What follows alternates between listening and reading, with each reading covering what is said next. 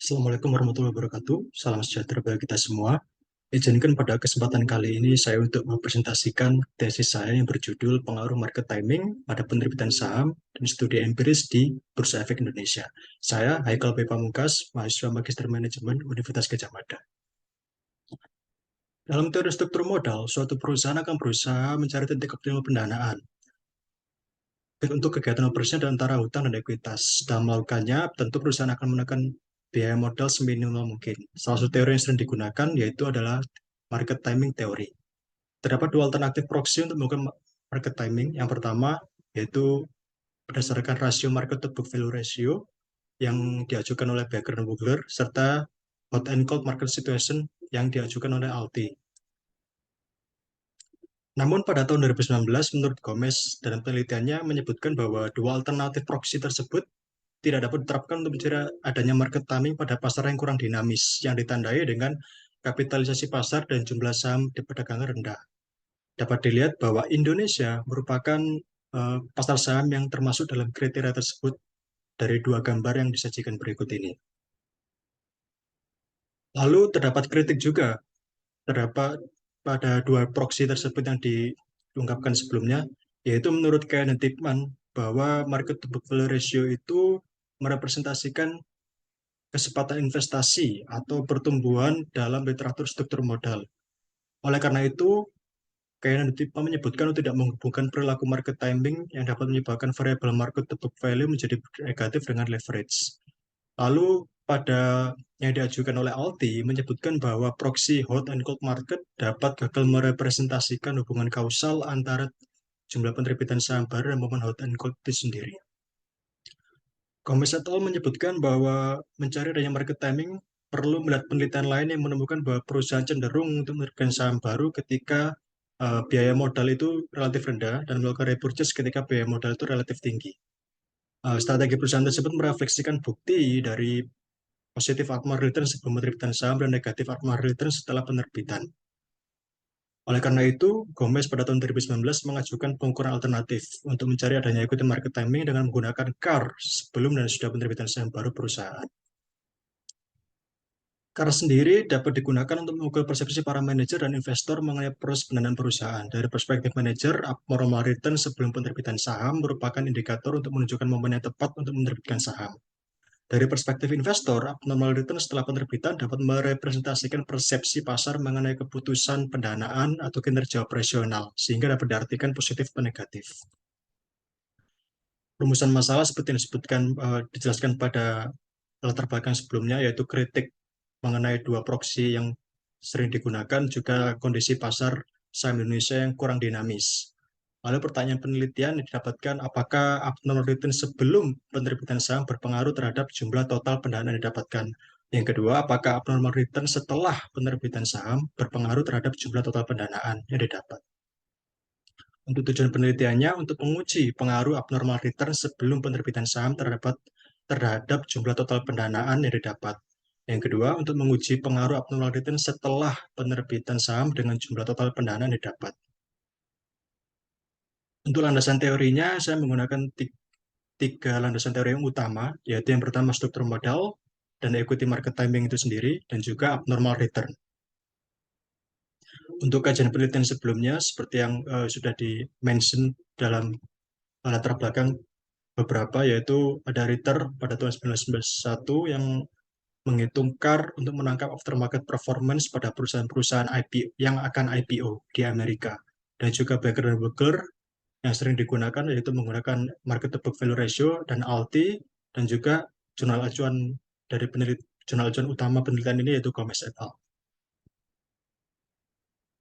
Hipotesis penelitian, proksi pengukuran digunakan penelitian ini sesuai dengan sama dengan yang digunakan oleh Gomez dan rekan-rekannya, yaitu CAR setelah saham diterbitkan untuk seasonal issue, dan juga proksi tersebut menunjukkan kinerja dari saham-saham perusahaan selama periode tertentu sebelum penerbitan dilakukan, yang juga merepresentasikan ekspektasi investor saat seasonal issue, di mana saham perusahaan mengalami positif formal return cenderung merupakan perusahaan yang perlu banyak modal saat seasonal issue dilakukan.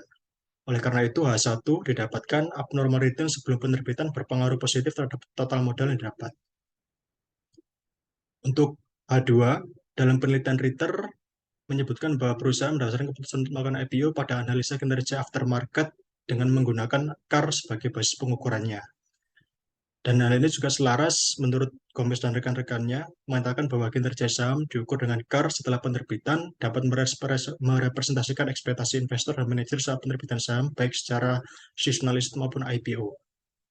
Lebih lanjut, Gomez dan rekan-rekannya menyatakan perusahaan cenderung menerbitkan saham mendahului negatif abnormal return dan perusahaan mengalami negatif CAR cenderung perusahaan yang memperoleh banyak modal saat penerbitan saham baik seasonal issued maupun initial issued. Oleh karena itu, didapatkan untuk H2, abnormal return setelah penerbitan saham berpengaruh negatif terhadap total modal yang didapat. Untuk populasinya tentu perusahaan-perusahaan terdaftar di BEI, dan untuk sampelnya yang pertama, karena ini menggunakan progressive sampling, maka kriteria yang pertama perusahaan yang melakukan penerbitan saham, baik right issue dan IPO di Bursa Efek Indonesia, yang memiliki laporan keuangan lengkap tiap kuartal selama periode 2015 sampai 2020. Yang kedua, merupakan perusahaan bergerak di sektor selain keuangan. Tiga, memiliki laporan keuangan periode tertentu yang dibutuhkan. Empat, book leverage tidak lebih dari 1, rasio market to book value tidak lebih dari 10, dan melakukan penerbitan saham maksimal September 2020. Didapatkan dari penentuan sampel untuk sampel perusahaan seasonal issued, yaitu didapatkan 64 perusahaan, dan untuk perusahaan yang melakukan IPO didapatkan 101 perusahaan. Berikut definisi personal variable. Untuk variable dependent, terdapat satu variabel yaitu total capital raise dengan formula capital raise dibagi dengan total aset. Untuk independennya terdapat dua, CAR 1 dan CAR 2, yang mengukur setelah dan sebelum dan sesudah. Untuk jendela waktunya seperti yang terlihat di layar bahwa CAR 1 masing-masing CAR memiliki 3 periode, yaitu 18, 12, dan 6 bulan sebelum dan setelah penerbitan. Untuk variabel kontrolnya ada ukuran perusahaan, tangibility, profitability, leverage, dan market to book value. Untuk model penelitiannya, model 1 digunakan untuk menguji H1 dengan sampel seasonal issued, dan model 2 digunakan untuk menguji H2 dengan sampel gabungan antara seasonal issued dan IPO. Untuk metode analisis, uji statistik deskriptif, uji asumsi klasik, uji signifikansi model, dan interpretasi. Untuk statistik deskriptif didapatkan untuk masing-masing model, yaitu seasonal issue dengan cap rata-rata positif, berlaku juga untuk model 2 yang juga mendapatkan cap positif dan rata-ratanya. Lalu untuk uji normalitas didapatkan menggunakan dua metode, yaitu yang pertama Kolmogorov-Smirnov dan menggunakan Monte Carlo. Dikarenakan apabila hanya menggunakan Kolmogorov-Smirnov terdapat beberapa yang tidak lolos, maka digunakanlah metode Monte Carlo juga. Lalu untuk uji kolonaritas, seperti yang terlihat dari ambang batas tolerance dan varian inflation faktornya, tidak terjadi multikolonialitas. Lalu untuk uji autokorelasi juga dapat dilihat bahwa keterangan probability chi-square-nya kurang dari 0,05, berarti lebih dari 0,05, berarti tidak terjadi autokorelasi. Untuk heteroskedastisitas juga dapat terlihat bahwa semuanya lebih dari 0,05, yang berarti tidak terjadi heteroskedastisitas. Untuk hasil uji signifikansi model 1 dapat dilihat bahwa untuk CAR periode 18 bulan sebelum dan 12 bulan sebelum mendapatkan signifikansi yang lebih dari pada tingkat 5%, sedangkan untuk 6 bulan sebelumnya tidak signifikan. Sedangkan untuk model 2 dapat dilihat bahwa masing-masing lini waktu dari 6 bulan sampai 18 bulan setelah penerbitan saham memperoleh hasil yang signifikan dan negatif. Maka dari itu, untuk pengujian hipotesis pertama ini, seperti yang dapat dilihat tadi, hasil tersebut sesuai dengan penelitian Gomez, yang menunjukkan bahwa ketika CAR suatu perusahaan meningkat sebelum penerbitan saham, maka akan meningkatkan total modal yang didapat saat penerbitan sahamnya. Yang Gomez dan rekan-rekannya menyatakan bahwa dari perspektif perusahaan menerbitkan saham setelah perusahaan tersebut mengalami positif CAR adalah cara untuk memperoleh lebih banyak pendanaan saat penawaran sahamnya. Hasil tersebut merupakan pembuktian dari adanya praktek market timing itu sendiri, yang di mana perusahaan-perusahaan tersebut dalam keputusan penerbitan sahamnya menggunakan proxy CAR yang bergantung pada situasi pasar. Penelitian lain mendukung hasil tersebut juga diungkapkan oleh Baker dan Booker pada tahun 2000 yang menyatakan demi menekan biaya modal, perusahaan melakukan penerbitan saham dengan mempertimbangkan ada tidaknya positif CAR dalam nilai sahamnya.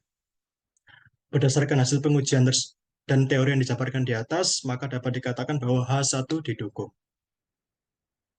Lalu untuk hipotesis kedua, seperti yang dapat dilihat dari uji signifikansi juga, bahwa hal tersebut menunjukkan bahwa ketika CAR satu perusahaan setelah penerbitan saham menurun, menandakan total dana yang diterima oleh perusahaan saat penerbitan saham lebih banyak. Atau dapat juga dikatakan bahwa perusahaan-perusahaan menerima total dana lebih banyak saat penerbitan, baik seasonal dan IPO memiliki CAR lebih kecil setelah penerbitan. Hal ini sesuai dengan penelitian Ritter yang dilakukan di Amerika untuk menangkap perilaku aftermarket performance perusahaan-perusahaan yang akan melakukan IPO yang mengalami negatif CAR setelahnya. Lalu penelitian lain juga disebutkan oleh komisaris rekan-rekannya di Brasil yang menyatakan bahwa perusahaan cenderung menerbitkan saham ketika didahului oleh CAR positif dan sebelum CAR negatif. Maka berdasarkan hasil dan teori yang dijabarkan, maka dapat dikatakan bahwa H2 didukung. Untuk kesimpulan, dapat disimpulkan bahwa CAR sebelum penerbitan saham pada perusahaan seasonal offering atau seasonal issue berpengaruh positif terhadap total pendanaan dapat perusahaan. Yang mana hal ini menunjukkan tanda dari adanya market timing itu sendiri. Lalu untuk CAR setelah penerbitan juga dapat dikatakan sama, yang dimana dapat dikatakan bahwa perusahaan-perusahaan yang memperoleh banyak pendanaan saat penerbitan sahamnya cenderung mengalami negatif CAR setelah beberapa periode setelahnya. Lalu untuk aplikasi teoritis, diharapkan penelitian ini mampu memberikan sudut pandang baru dengan menggunakan proxy yang jarang digunakan atau belum digunakan, dan tidak bergantung pada dua proxy sebelumnya. Lalu untuk implikasi praktisnya dari sisi perusahaan diharapkan dapat menjadikan CAR sebagai salah satu proxy utama dalam pertimbangan penerbitan sahamnya, dan juga dari sisi investor diharapkan memberikan perspektif baru dalam pertimbangan melakukan pembelian saham dengan memasukkan CAR dan kerawanan akan mispricing itu sendiri. Lalu untuk keterbatasan penelitian, beberapa sampel perusahaan yang potensial memiliki saham tidak aktif berhari-hari, dan juga laporan keuangan yang tidak lengkap khususnya untuk sampel IPO. Saran untuk penelitian selanjutnya yaitu mencari sumber data yang lebih lengkap dalam hal laporan keuangan serta perdagangan saham sampel perusahaan yang lebih aktif. Dan juga dapat mengklasifikasikan tiap perusahaan berdasarkan jenis industrinya. Terima kasih. Sekian presentasi dari saya. Semoga dapat memberikan manfaat. Assalamualaikum warahmatullahi wabarakatuh.